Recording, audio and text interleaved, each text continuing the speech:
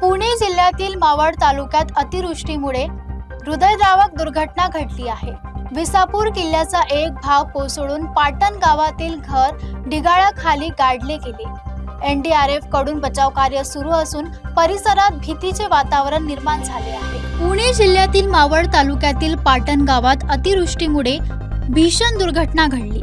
विसापूर किल्ल्याचा एक भाग कोसळून नंदू टिकोणे यांच्या घरावर मातीचा मोठा ढिगाळा पडल्याने संपूर्ण कुटुंब ढिगाळाखाली अडकल्याची घटना घडली आहे। घटनेची माहिती मिळताच प्रशासन, पोलीस आणि एनडीआरएफचे पथक तातडीने घटनास्थळी दाखल झाले असून युद्ध पातळीवर बचाव कार्य सुरू आहे।